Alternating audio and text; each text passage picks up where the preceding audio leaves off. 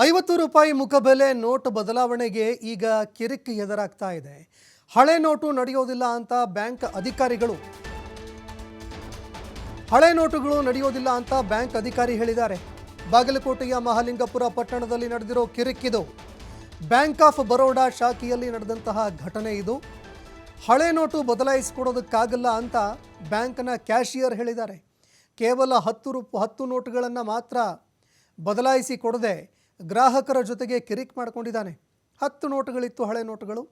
ಅದನ್ನು ಇಲ್ಲಿ ಬದಲಾವಣೆ ಮಾಡಿಕೊಡೋದಕ್ಕಾಗಲ್ಲ ಅಂತ ಬ್ಯಾಂಕ್ ಮ್ಯಾನೇಜರ್ ಕಿರಿಕ್ ಮಾಡಿಕೊಂಡಿದ್ದಾರೆ. Okay sir. Yes sir. ತಗೊಳ್ಳಲ್ಲ ಅದು ಸರ್, ಇದು ವ್ಯಾಲಿಡ್ ನೋಟ್ ರೀ. ಹಾಂ ಸರ್. Okay sir. ಸರ್, ಇದು ವ್ಯಾಲಿಡ್ ನೋಟ್. Okay sir. ನೀವು ಅಪ್ರೂವಲ್ ಆಗಿದೆ. ಹೌದು ಸರ್. ಪ್ಲೀಸ್ ತಗೋಬೇಕ್ರಿ. ವ್ಯಾಲಿಡ್ ಇಲ್ಲ. ಇಲ್ಲಿ ಬರೀ ಕಸ್ಟಮರ್ ನದಾಫರ್. Okay sir. ಇವ್ರು ಕಸ್ಟಮರ್ ತಗೋತೀನಿ ಹೇಳ್ತಾರೆ, ಇವ್ರು ಬಂದು ರೆಕಾರ್ಡ್ಸ್ ಕ್ರಿಯೇಟ್ ಮಾಡ್ತಾರೆ ಬ್ರಾಂಚ್ ತುಂಬಾ. ಹಾಂ ಆಯ್ತ್ರಿ ಸರ್, ತಗೋರಿ ಕ್ಯಾಶ್. ಸರ್, ಇದು ಹೊರಗಡೆ ತಗೊಳ್ಳಲ್ಲ ಸರ್. ನೀವು ಯಾಕೆ ಅದನ್ನ ಎಕ್ಸ್ಚೇಂಜ್ ಮಾಡಿ ಕೊಡ್ತಾ ಇಲ್ಲ ಸರ್? ಸರ್, ಇನ್ನು ಎಕ್ಸ್ಚೇಂಜ್ ಯಾಕೆ ಮಾಡಿ ಕೊಡ್ತಾ ಇಲ್ಲ ಸರ್? ಸರ್, ಇದು ವ್ಯಾಲಿಡ್ ಅದ ರೀ. ನೋಟ್ ಖರಾಬ್ ಆಗಿದೆ ಸರ್. ಅದು ನೋಟ್ ನಮಗೆ ಬೇಡ ಸರ್, ಎಕ್ಸ್ಚೇಂಜ್ ಮಾಡಿ ಕೊಡ್ಬೇಕು ಸರ್.